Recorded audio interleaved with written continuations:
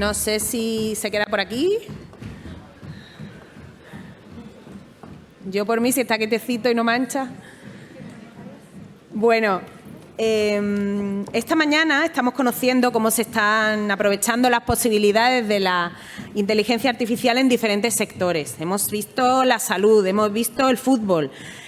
Ahora vamos a poner el foco en el sector de la energía. Si hay un reto que especialmente quite el sueño ahora mismo a este sector, es el de la sostenibilidad.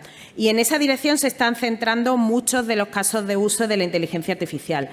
Pero bueno, nos lo van a explicar mejor los ponentes de esta mesa de debate, que va a estar moderada por Ignacio Cuerva, CEO del Grupo Cuerva.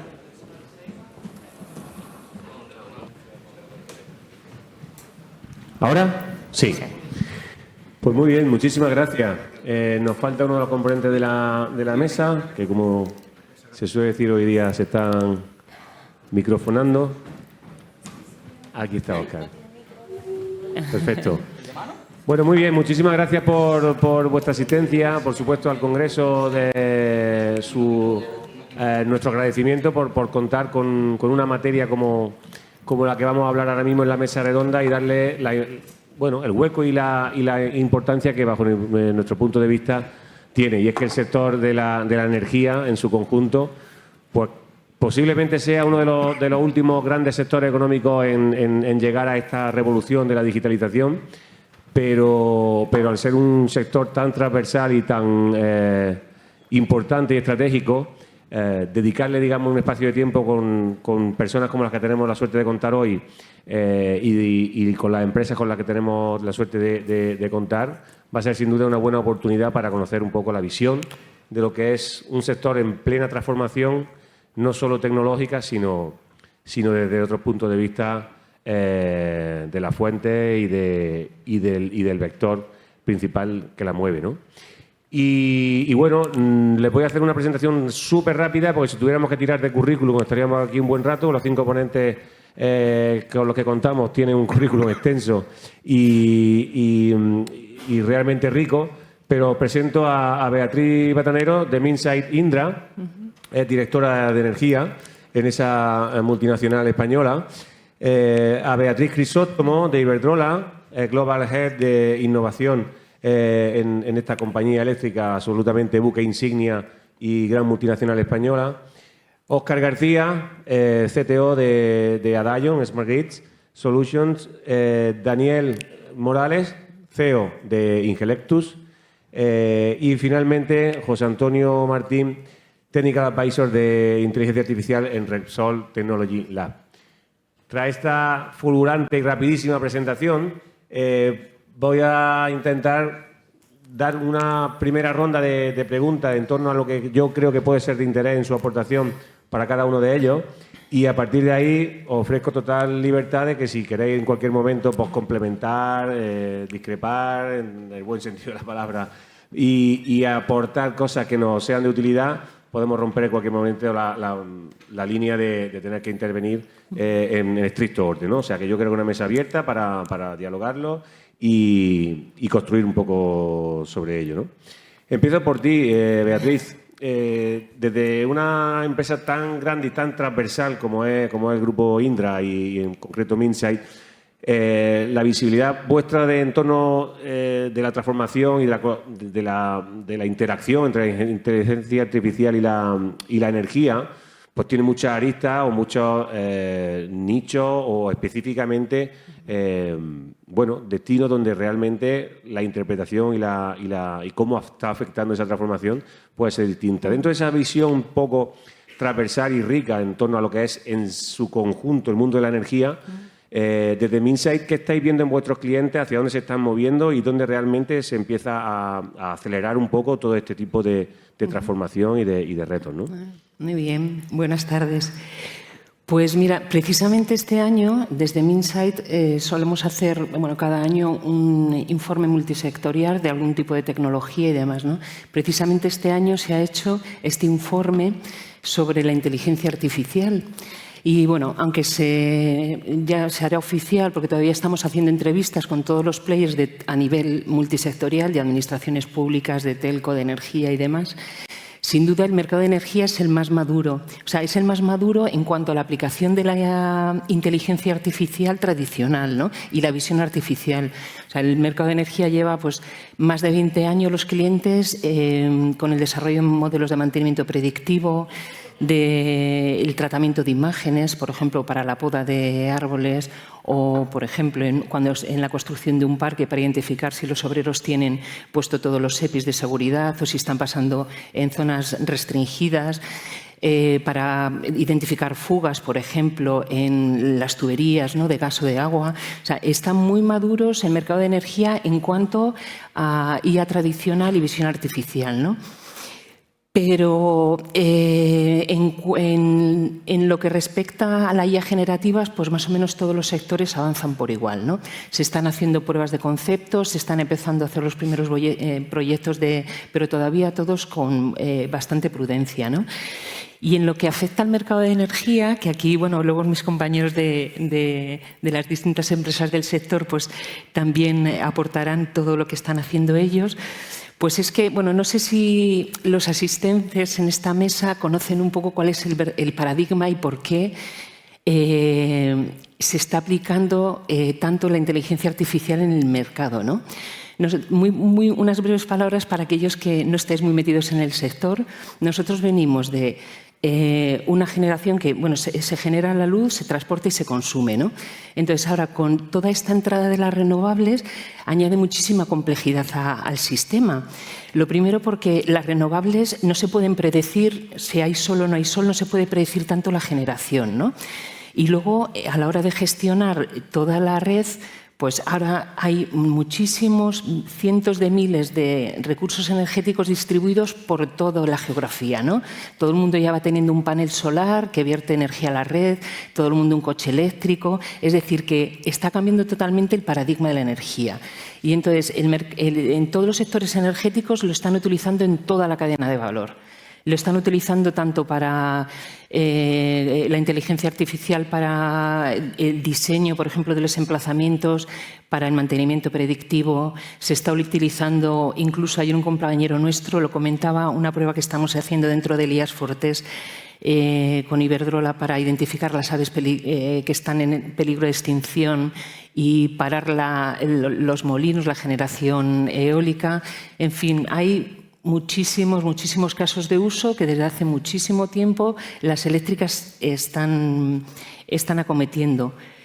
Y entonces, ¿cómo abordarlo ahora? ¿Cuáles son los principales retos? Pues los principales retos están en el gobierno de la IA, es decir, en los casos de uso se han empeñado mucho trabajo durante muchos años, ahora está en cómo gobernar, es decir, ¿para qué se va a utilizar esta IA? ¿Qué objetivos y beneficios necesitamos para la empresa?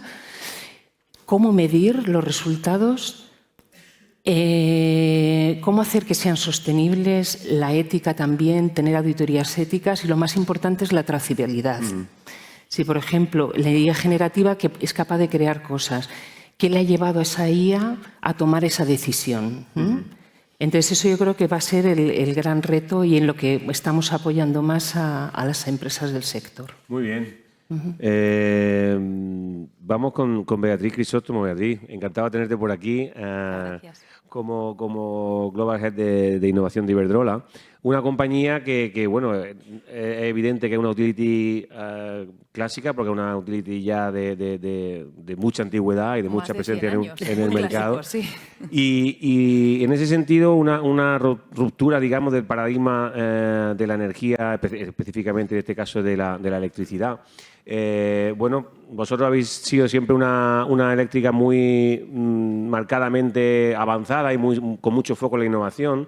Tengo la suerte de conocer el Global Smart Grid Innovation Hub en Bilbao, o sea que hay muchos ejemplos de verdad para estar orgullosos. Pero ¿cómo afrontáis realmente respecto a lo que se viene encima con todo lo que es el desarrollo de inteligencia artificial en torno a todas esas problemáticas que presenta hoy día la red eléctrica? ¿Cómo estáis enfocando vuestra política? O sea, ¿es una política de desarrollo más interno? ¿Lleváis a cabo una visión mucho más abierta de colaboración? ¿Cómo organiza un reto tan grande, una empresa tan grande en ese sentido para superarlo, ¿no? Bueno, Pues muchas gracias, Ignacio. Antes de nada, también gracias al Congreso, a la Junta por habernos invitado.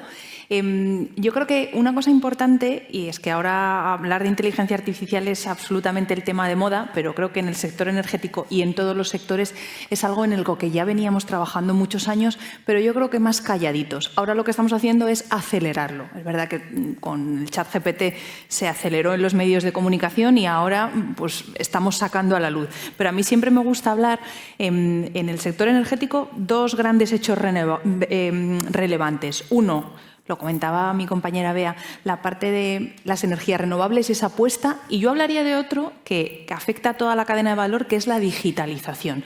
Sin esa digitalización sería imposible que estuviéramos hablando ahora de inteligencia artificial. Inteligencia artificial es algo muy etéreo, pero el sector energético es un sector fuertemente basado en activos. Los parques eólicos, las centrales, las redes, los contadores, es algo que se ve y todo eso ha habido que digitalizarlo primero. No sé si esta mañana seguro que habréis tenido oportunidad de ver la famosa pirámide esa de los datos. Pasamos de datos a tener información, a tener conocimiento y a tener sabiduría e inteligencia, que es lo que hablamos ahora. Pero tenemos que asegurar que todo lo de abajo está conseguido. Yo creo que en ese sentido, y es algo de lo que nos tenemos que sentir muy orgullosos en España, por hablar de una parte muy específica que son las redes eléctricas, pues hemos sido uno de los primeros países del mundo en digitalizar nuestras subestaciones, nuestros centros de transformación y los contadores inteligentes que son los que todos tenemos en casa.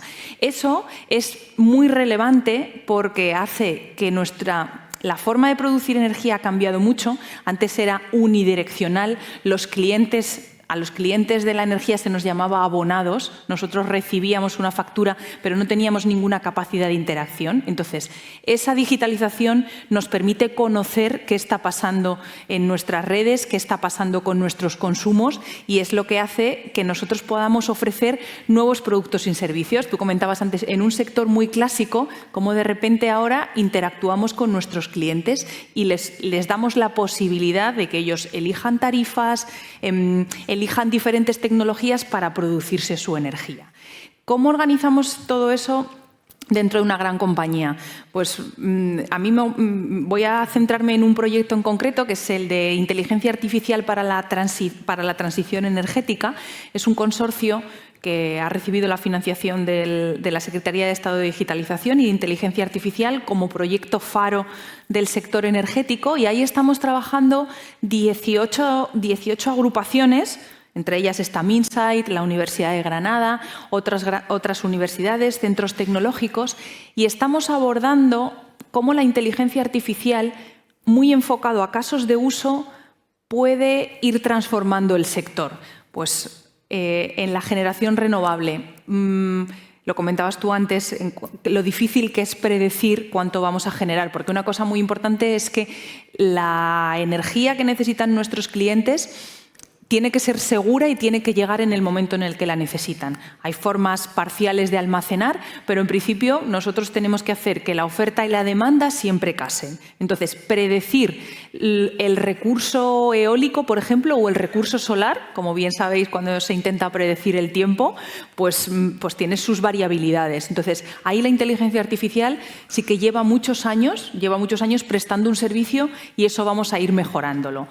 En la parte de las redes, luego más adelante comentaré algún ejemplo y en los casos de uso que estamos haciendo en estos proyectos nos estamos focalizando mucho a crear industria para España. No solo son casos que vayamos a utilizar desde Iberdrola, sino que luego el sector energético y otros sectores se puedan beneficiar, porque yo creo que si algo característico tiene la IA es que es aplicable a todos los sectores, la mayor parte de las veces. Entonces, volviendo a tu pregunta de cómo gestionamos en estos modelos abiertos de colaboración, nosotros creemos que disponemos de una cantidad ingente de datos para entrenar esos modelos, por supuesto, cumpliendo con todos los requisitos de ciberseguridad, datos anonimizados, pero que son muy interesantes para todos estos colaboradores nuestros, las grandes empresas de tecnologías, las universidades, y aquí incluyo a las startups, que en todo lo relacionado con inteligencia artificial están surgiendo muchísimas.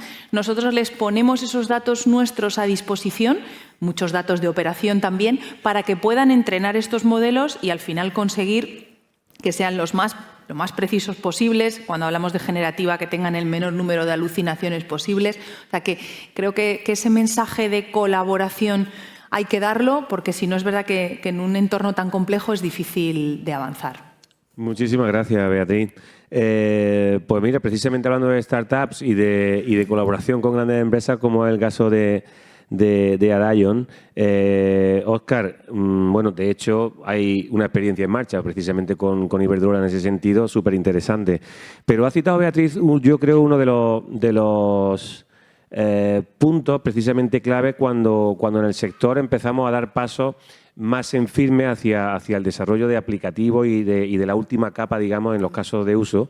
Y es que quizá a lo mejor presumíamos que teníamos esos datos y nos hemos ido encontrando con alguna que otra sorpresa, ¿no? Óscar, para una empresa como vosotros, una startup que está avanzando a pasos firmes y rápidos en la aportación de soluciones basadas en inteligencia artificial, que viene desde una aproximación completamente distinta a la aproximación eléctrica, viene más desde la aproximación precisamente desde su origen en la inteligencia. ¿Qué os habéis encontrado a la hora de poner el foco en el sector eléctrico y empezar a desarrollar soluciones de inteligencia artificial?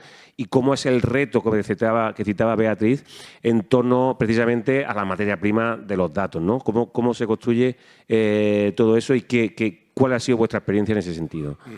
Vale, a ver, sí que es verdad que en el sector eléctrico siempre ha habido una tradición fuerte de innovación y en torno a la inteligencia artificial, pero siempre ha sido más troncal, digamos, siempre estaba más centrado en las redes troncales, que eran las que había que mantener bien estables, y el entorno era más o menos controlable. Como habéis dicho vosotras, pues ahora hay una serie de factores que están entrando en juego, que son pues que los consumidores empiezan no a ser abonados, sino que empiezan a tomar un papel mucho más activo, y eso hace que los datos empiecen a entrar, digamos, desde los extremos de la red. O sea, antes el foco estaba controlar bien el tronco, y ahora empezamos a tener problemas por los extremos,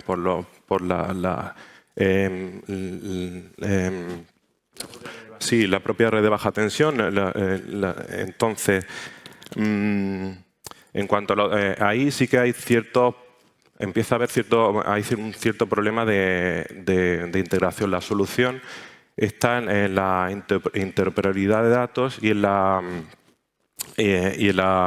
los protocolos. El sector eléctrico tradicionalmente ha sido muy ingenieril, ha estado siempre no ha tenido fuertes presiones de otros jugadores, de otros players que vengan a entrar en el negocio, pero ahora sí que empiezan a ver que hay mucha más interacción, un caldo de cultivo mucho más activo, y eso hace que entren una mayor cantidad de datos, sobre todo por los extremos, de distintos fabricantes, con distintos protocolos, todos ellos, cada uno que hay que integrarlos de distintas formas. Entonces, empezar a promover estándares abiertos dentro de la propia industria y que las plataformas empiecen a colaborar entre sí, porque hasta ahora las distribuidoras, las utilities, no tenían que hablar o solo tenían que hablar con sus vecinos, no tenían que hablar con nadie. Ahora hay una mayor cantidad de jugadores. Pues la propia industria necesita moverse en esa dirección a la hora de resolver estos problemas que les vienen desde los extremos, como digo. Muy bien. Bueno, o sea, precisamente ahí en ese reto de los datos y de esa torre de Babel de la que siempre hemos hablado, de poder orquestar eso, hay ese reto inicial, y citaba algo que es cierto, o sea, y además es que es lógico, que las principales soluciones que hemos tenido siempre en la empresa del sector para gestionar el sistema ha ido con un enfoque claramente desde la ingeniería eléctrica, ¿no? Está con nosotros también Daniel Morales, que es CEO de Ingelectus, que precisamente es una startup que surge de ese entorno de la ingeniería eléctrica en la Escuela de Ingeniería Industrial de Sevilla y que poco a poco pues, se ha ido un poco entremezclando en el mundo entre el electrón y la inteligencia artificial y el dato, ¿no? O sea, quizá la parte de Óscar viene desde el dato hacia el electrón y la parte que representa Daniel viene desde el electrón hacia el dato, ¿no?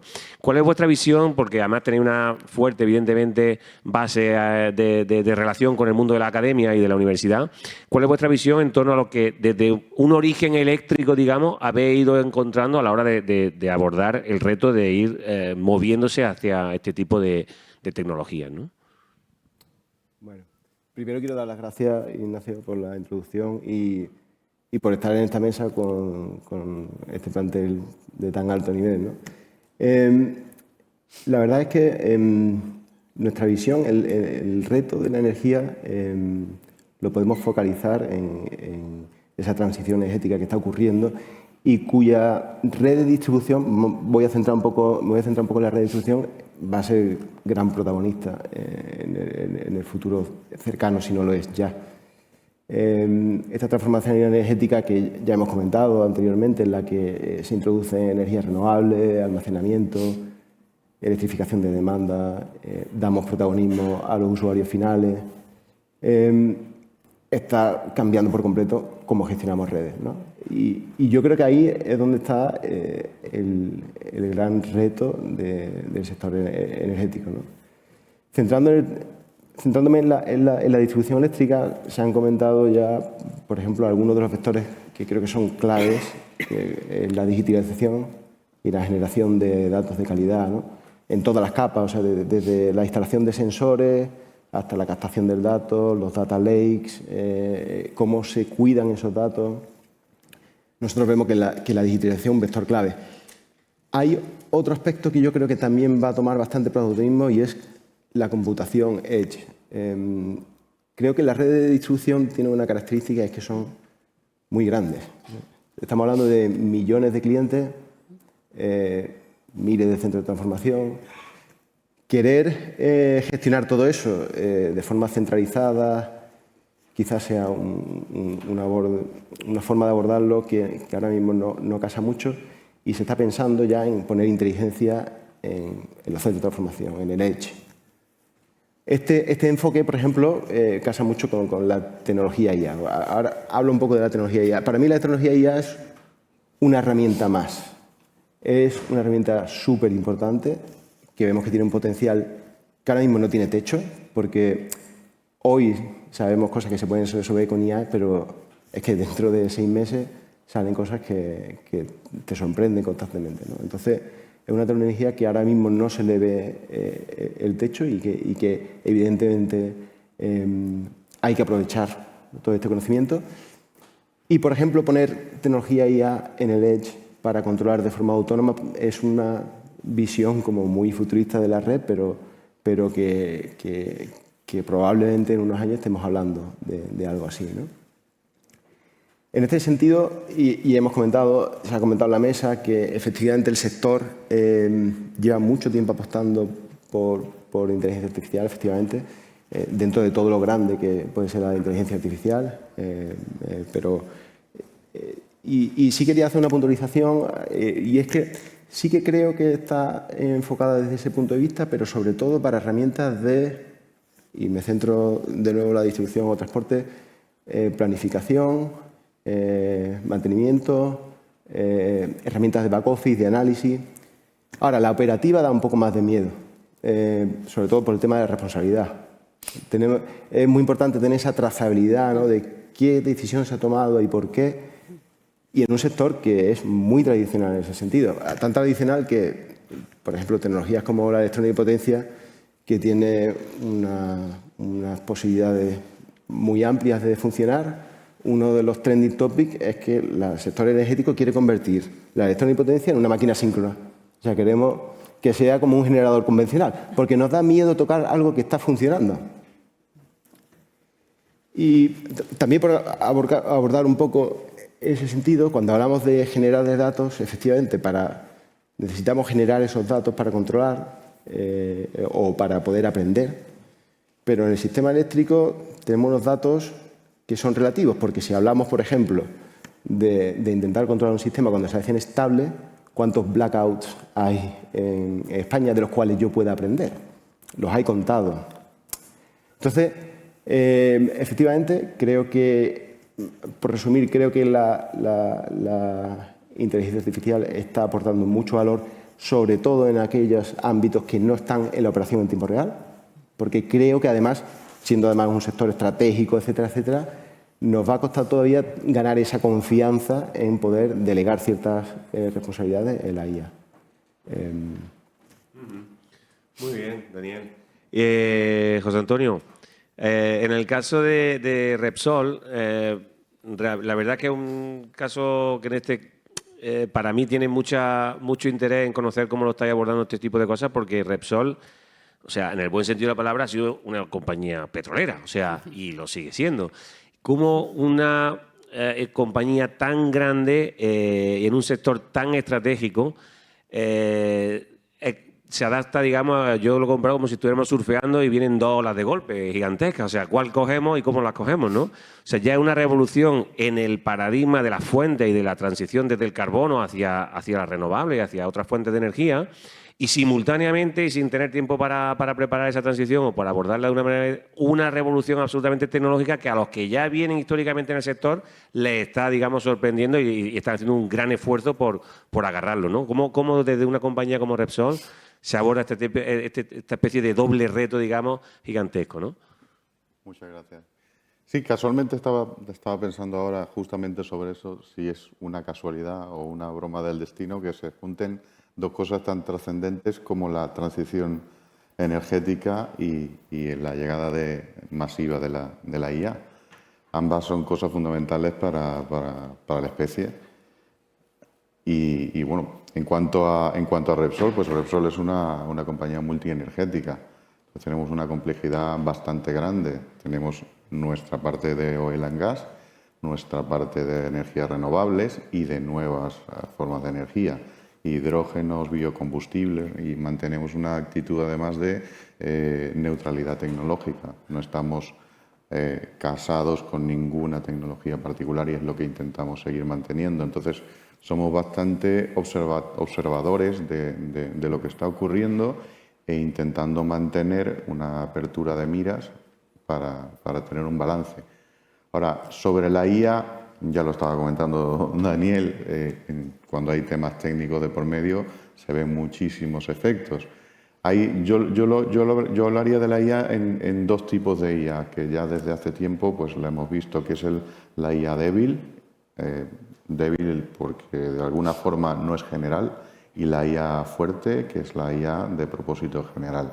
La IA débil la tenemos ya fuera del laboratorio en aplicaciones del día a día, que es el Machine Learning, el Computer Vision, está suficientemente maduro y hay muchas aplicaciones, muchos casos de éxito ya, mucho retorno de inversión y se puede implementar y se hace un esfuerzo evidentemente por extenderla, ¿no? Luego, esa ya está para mejorar los assets que tenemos y los procesos que tenemos y los optimizamos y nos da un buen retorno de inversión. Ahora, la segunda IA, que es la IA fuerte, que es la IA disruptiva, es la IA que cambia, que no mejora los procesos, sino que los cambia, que no mejora los negocios, sino que los transforma, que no mejora, no está hecha para optimizar o mejorar algo, pero lo disrumpe. Ahí es donde realmente ninguna empresa todos estamos en la misma situación.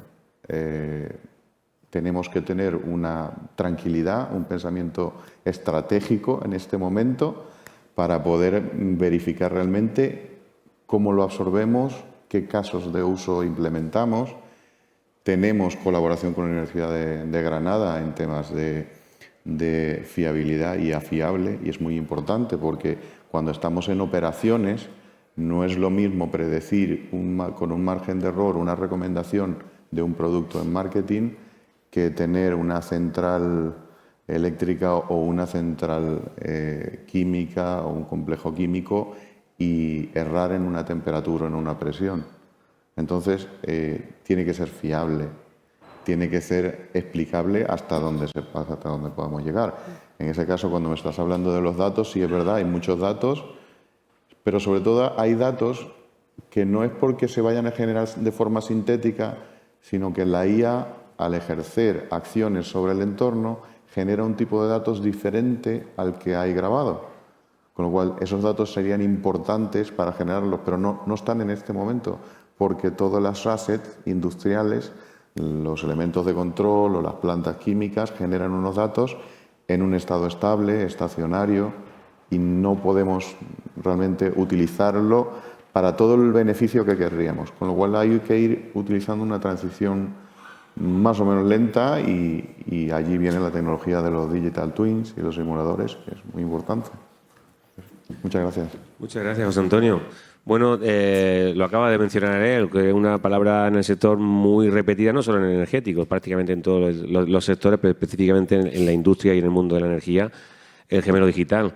Beatriz, me imagino que desde vuestra posición sois unos observadores de privilegio en torno al desarrollo de este tipo de tecnologías. ¿Cómo de fundamental o qué rol realmente, si se lo veis, digamos, desde un punto de vista fundamental o no, el desarrollo de los gemelos digitales en el mundo de la energía?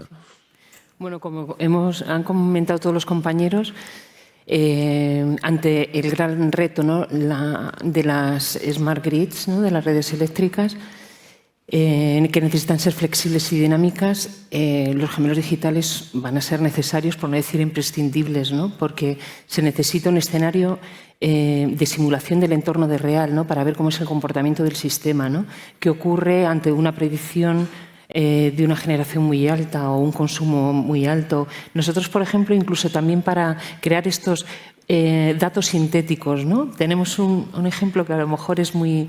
espero que sea fácil, ¿no?, de entender. Tenemos un dispositivo Edge, ¿no?, que ponemos sobre una polla. Además, este proyecto lo hemos realizado con Iberdrola para identificar incendios, ¿no?, que estén cerca de las líneas. Y entonces, claro, para entrenar el modelo necesitamos que haya incendios. Entonces, bueno, algunas veces hemos pedido permisos a las autoridades, ¿no?, pero no podemos estar todo el día generando incendios para alimentar el... Y entonces, a través de gemelos digitales se han generado imágenes sintéticas. Entonces, con esas imágenes sintéticas estamos entrenando los modelos, ¿no? Entonces, el gemelo digital, pues es un entorno seguro, controlado, fiable y que, bueno, podemos entrenar cómo se puede comportar el sistema. Entonces, para nosotros es fundamental. Muy bien. Vamos a ir dosificando el tiempo. Nos quedan un par de minutillos como mucho por cada uno de vosotros, pero tengo anotadas tantas cosas que la verdad se me está pasando el tiempo completamente visto y no visto. Beatriz, bueno, cada uno de los que estamos aquí hemos tocado algo porque al final en torno a las redes eléctricas y a la transición de la renovable gira toda esta problemática en la que estamos viviendo. Pero especialmente, no sé si quisiera destacar algún tipo de los retos que supone esa entrada masiva de dispositivos en la red donde las compañías eléctricas siempre han tenido nula o escasa visibilidad, que ha sido la parte precisamente que citaba Óscar de la baja tensión, ¿no? O sea, en torno a la forma de gestionar esa red y lo que supone realmente el reto, ¿cómo ves el papel que la IA realmente va a jugar? O sea, ¿vamos a vivir las compañías eléctricas una transición real desde esos operadores eléctricos a unos operadores mucho más vinculados al software? ¿Cómo ves ese reto desde la entrada masiva de dispositivos en la red? Yo creo que claramente lo estamos viviendo. Porque os hagáis una idea, Iberdrola tiene en 5 países 1,2 millones de kilómetros de líneas. 1,2 millones que hace falta hacerles un mantenimiento, que hace falta tenerlos actualizados. Hemos tenido muy recientes que si los huracanes, las danas, las filomenas... Repito una vez más, la calidad de la red en España es espléndida, pero imaginaos en Nueva York, que nosotros tenemos en el estado de Nueva York nuestras redes, cuando hay un incidente y hay una rotura en alguna de las redes, pueden estar hasta 3 días para poder desplazarse, la importancia de la IA ahí para poder reponer de forma automática el servicio, tanto para las brigadas, desde el punto de vista de la seguridad de los trabajadores, e insisto una vez más en la calidad de servicio que le damos a los clientes. Nosotros nos hemos visto, como tú bien decías, con autoconsumos, o sea, los paneles solares que ponemos en nuestras casas, en nuestras industrias, el vehículo eléctrico, que yo creo que ese es el gran invitado que está por llegar. Hay ya muchos cargadores en las casas, también en los sitios públicos, pero ahí sí que creemos, además con las nuevas regulaciones que limitan el tráfico por las ciudades de vehículos de combustión interna, es otro de los retos que vamos a afrontar como operador de red. Entonces, yo creo que las redes eléctricas, siempre lo digo, son las grandes olvidadas, es como la columna vertebral que conecta la generación bidireccionalmente, por supuesto, con los que están en la parte de la demanda, pero es verdad que ahí los datos son fundamentales y mucho que hacer. Comentabas tú ahí, yo ya termino con esto, nuestro centro de innovación de redes que tenemos en el País Vasco, en Larraskitu, el Global Smart Grids Innovation Hub, es un centro donde hay más de 100 colaboradores, porque nuestro objetivo es que entre todos consigamos digitalizar las redes y ofrecer estas aplicaciones. No lo hacemos nosotros solos, ya os decía antes, y desde aquí pues yo invito a que conozcáis ese centro y estaremos encantados de resolver este gran reto que tenemos entre todos. Pues claro. te lo agradezco, Beatriz. Además, de hecho, yo personalmente lo conozco y también lo recomiendo porque es digno de admirar cómo lo estáis haciendo allí. Óscar, hemos hablado de esos retos desde el punto de vista de la red de baja tensión, hablabas tú mismo de los millones de dispositivos y lo que eso representa una vez que consigamos uniformar, digamos, y limpiar todos esos datos, pero ¿cómo veis la construcción sobre esa capa desde vuestro punto de vista de este futuro, digamos, centro de control? O sea, el centro de control clásico de las compañías eléctricas han estado bajo la figura del operador personal de la red. ¿Esa red la veis posible seguir enfocando en su explotación de esa manera? ¿O cuál es vuestra visión en torno a lo que estáis construyendo para ese futuro control room, digamos, automatizado? Pues sí, aquí hay 2 factores que impactan mucho. Por un lado es que, como he dicho, va a haber que hacer mucha más microgestión, ¿vale? O sea, va a haber que lo que antes no era un problema, que era todos los extremos, empieza a generar un problema por toda la nueva forma que queremos de consumir electricidad y de interactuar con el sistema eléctrico. Y por otro lado, también los ciclos cada vez son más rápidos. O sea, cada vez el operador necesitamos actuar mucho más rápido porque la demanda cambia mucho más deprisa debido a toda esta entrada de nueva gente. Y entonces el operador tradicional, que podía tener mucho tiempo para analizar toda la información que le entra en el sistema y poder decidir cuál es la mejor solución, va a necesitar mucho más ayuda, porque va a tener que estar atento a muchas más inputs que le vienen de muchos más sitios y necesita a asistente, a gente, la IA, una IA que le ayude a diagnosticar cuáles son realmente los buenos problemas, los problemas en los que tiene que prestar atención y que le dé soluciones a esos problemas. Perfecto. Daniel, bueno, vamos ya apurando el tiempo, pero no me quiero quedar sin preguntaros a ti y a José Antonio unas últimas cuestiones. En el caso vuestro y con otro de los temas transversales, pero que está saliendo siempre, que es bueno, la necesidad de perfiles y de la adaptación de los profesionales del mundo de la ingeniería hacia este tipo de tecnología. Vosotros tenéis una posición privilegiada porque estáis en la academia y veis las dos vertientes, la del mercado y la de la universidad, ¿no? ¿Cómo ves el enfoque de la transición que tiene que sí o sí tener el mundo eléctrico hacia este tipo de tecnología y de capacidades, ¿no? O si lo ves para el futuro manteniendo cada uno su parcela y simplemente que cada empresa los vaya juntando como buenamente pueda, ¿no? Bueno, la verdad es que es una pregunta complicada. Pero ya ha salido aquí, en otros paneles, incluso antes, ¿no? El tema de los perfiles, ¿no? Y cómo tenemos que ir incorporando perfiles de IA a nuestros sectores, ¿no? Partiendo de la base que el perfil perfecto no existe para tu empresa, o sea, que es algo que es muy difícil.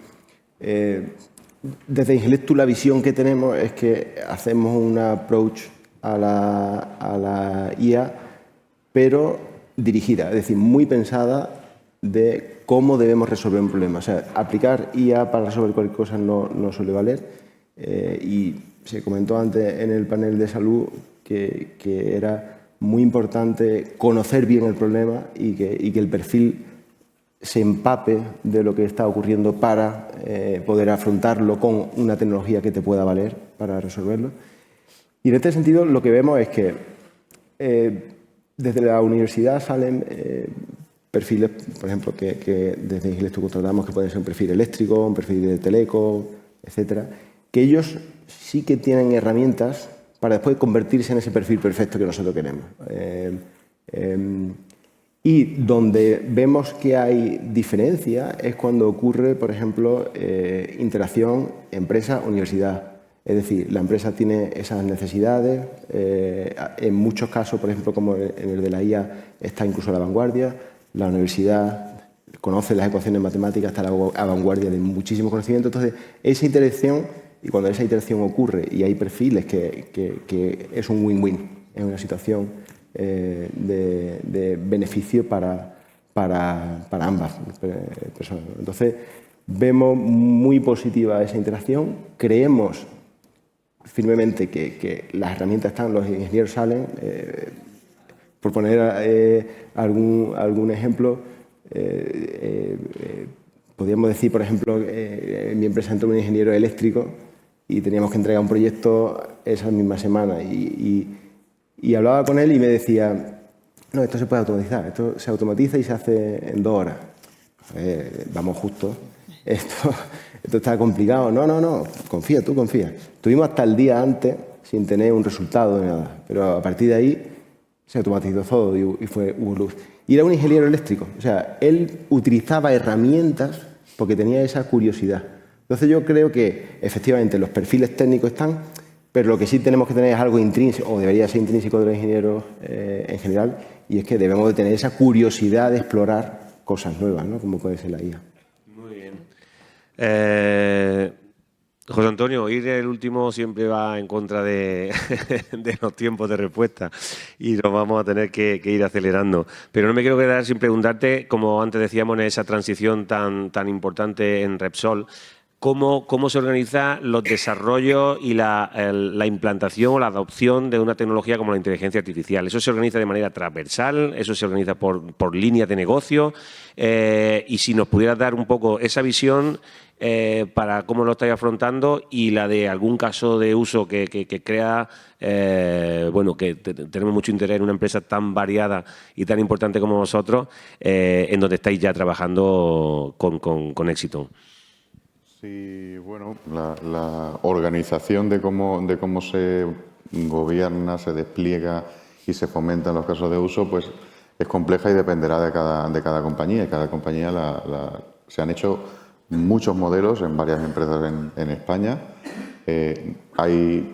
Tenemos un modelo centralizado con una organización de digital que se encarga de desplegar las tecnologías disponibles en el mercado, y luego tenemos la parte de innovación e investigación, que es el Repsol Technology Lab, donde aparte de toda la tecnología que tenemos de ingeniería avanzada de procesos, incluso la parte de transición energética y sistema de manejo de energía, pues tenemos también la parte de departamento de matemáticas avanzadas, donde tenemos estrategias para inteligencia artificial, optimización, simulación y control.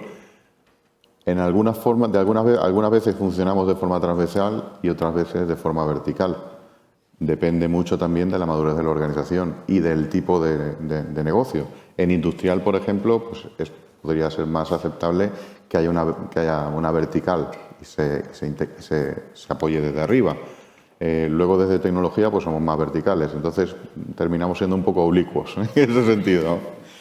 Hay muchos casos desde la planta autónoma, que es uno de los aspiracionales en la industria.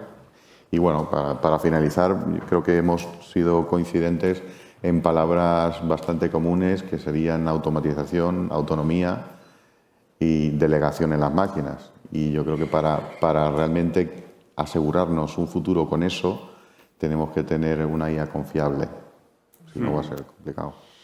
Pues muy bien, llegamos al final pasándonos muy poquito del tiempo, pero la verdad no me podía resistir a terminar de escucharos a todos. Agradeceros vuestra presencia, agradeceros vuestras aportaciones y daros la enhorabuena y, por supuesto, animaros a continuar porque escuchar a gente como vosotros siempre enriquece. Muchísimas gracias por vuestra presencia y continuamos con el Congreso. Gracias.